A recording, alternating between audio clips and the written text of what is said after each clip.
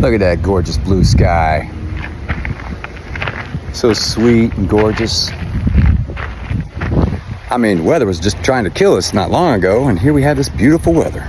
Look at that. Look at that sunshine. Yes, yes. So just dropping a little video here for an update.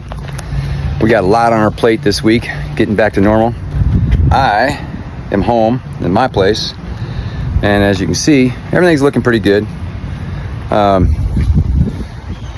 No real damage, thank God. We got some damage around us, but nothing on us. And heading back from Jacksonville was a breeze, I must say. I have to say, we picked the perfect time to go there and to come back. Our travel routes and timing was fantastic. Going there was a little hectic, but it wasn't as bad as what we were expecting. So thank you God for that. And then coming back was a breeze, piece of cake. We stopped at a community on the way back at a Publix, a grocery store, just to get some food, just in case we'd have some issues with some food here. And also, when we rolled into town, we found a gas station that was open, and we filled up my tank, and we actually had picked up a 14-gallon gas can, so we could fill up Erica's car too as well. She parked her car at her daughter's future in-laws, which is out in the country, and so we stopped there and filled that up with gas, so she's good. And we're already seeing that gas stations are kind of getting back to normal. No crazy lines, everyone having to sit through, and they run out, but they get restocked pretty quickly. So amen to that. And as you can see, I'll throw up some other videos and stuff, but literally we did pretty good here.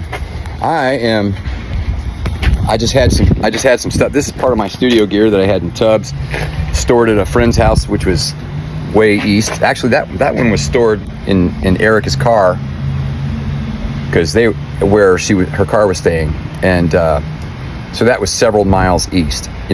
We weren't afraid of flooding there, just in case. I'm 3 miles from the coast here, and Erica is about a mile from the water line, the water coast. So those were our two biggest concerns. She did great, no major issues, just debris everywhere, whole trees completely uprooted and picked up and moved. She had a tree in her area which wasn't even planted there. It came from somewhere else. I mean, the whole tree, the whole root system uprooted from the ground and placed near her building. Didn't hit the building, man. Lord have mercy. So just wanted to drop this update on, and so far I do have one venue that is back open, and that venue is the marina, where they obviously had some flooding, but they're built on the marina, so they're prepared for it. They had a lot of boats in the bay and the marina get damaged and ruined, but they're open, thank God. And I'm waiting to hear back from the hotel, which is one of everyone's favorite spots to watch, and they were closed as of over the weekend, and I'll be checking in with them tomorrow. I have an appointment with my car at the dealership to get an oil change and tires rotated. It's all part of the package. Other than that, everything's good. I'm going to be hustling, finding some more work, and also hustling my marketing company like a beast. Now, in other news, there's another system out there in the Atlantic heading towards the Caribbean, and it is a very unusual system and pattern. These things always make us weary, and puts us into PTSD mode, especially Erica. She's had enough of this, and of course I am too. So currently my studio is all packed up. and I'll do a little brief video of that. And I'm kind of apprehensive of unpacking it because I'll be packing it back up again. So we're waiting to see how that develops. Fortunately, we do have a big cold front coming down from the United States over the whole country. It's coming down and dipping into the top part of Florida, which is good. Our temperatures are dropping in the evening, which is really nice. We've been having a horribly hot summer. So we're hoping that that kind of steers it away. Already I'm seeing that it's making turns, possible turns in the spaghetti models north, which means it would go north before it hits Florida. If it does come down and go through the Caribbeans and then back up the west coast, which is kind of a common path for these guys that come off of Cape Verde and Africa, then the waters will be a little cooler, preventing it from becoming a monster storm like we've had it. So I'm a little concerned, but at the same time, I'm hopeful. So that's me. I'm always, my motto is prepare for the worst and hope for the best, and live another day and be grateful for what we got. So yeah, let me give you a quick little tour of my inside, which is a man cave, so beware. Okay, so this is my living room kind of studio. I had put some things in cases. This is my second, I believe in backups, so this is my second rig. Same rig case I use on my gig. And those part of my studio.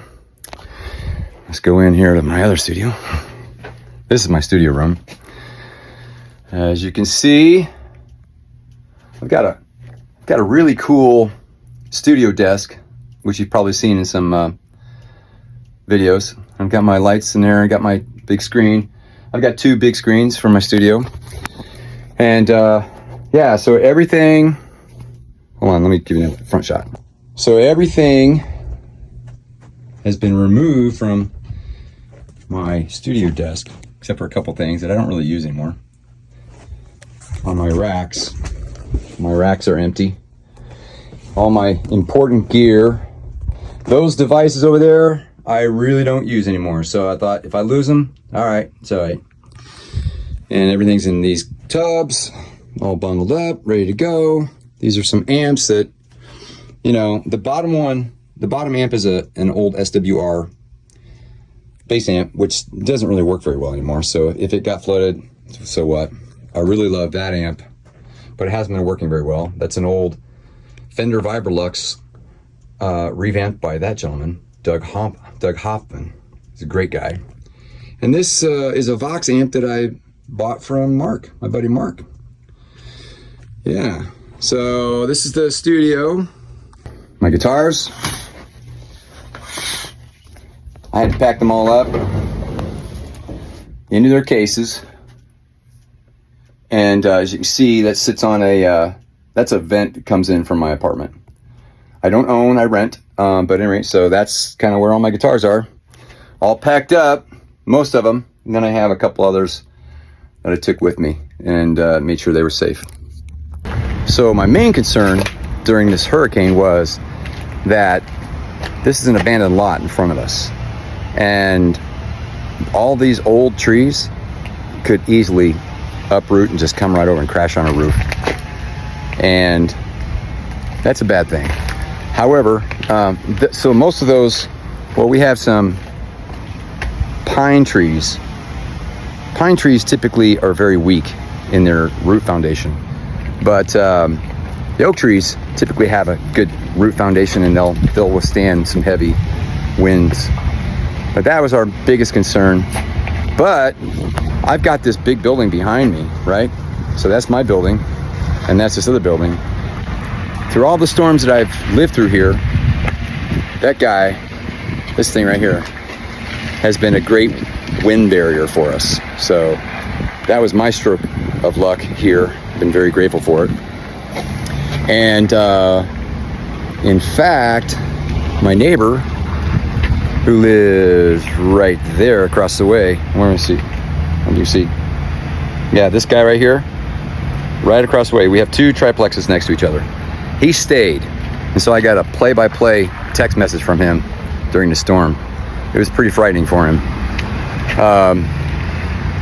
So since this is the building, that's my building, and then his building's over there, he got more of the wind shear than we did. So fortunately we were good, and fortunately we didn't have anything major debris hit us. But as you can see, we got a lot of debris up and down the streets, and even some in there too as well. There's a neighbor over there cleaning up some debris. There's some debris down there. Everyone's cleaning it up. And then you'll see these everywhere. Just see these plastic fences. So they lost their whole fence in the front. So you will typically see those plastic fences just obliterated all over, because they're really not made for reinforcement. And then they become projectiles during a storm. So that's pretty dangerous. Yeah. So I'm going to go pick up a big industrial brush, broom, and clean up all this for my landlord. I've got a wonderful landlord. She's been very good to me. I'm her longest tenant for many years. And you can see here, we got that mailbox didn't make it. So I'm going to do some cleanup for my landlord and get back to work.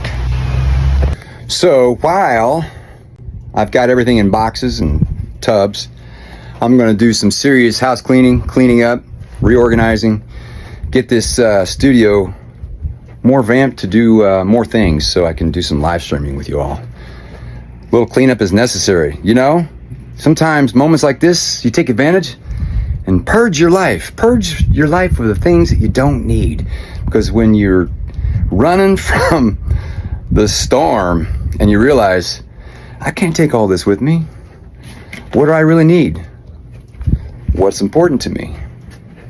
All these possessions, as hard as I have worked to acquire them, and I'm not like a possessions kind of guy, but I utilize them as tools, you know, from my camera work to my video editing, to my performance. I've even done some DJ work.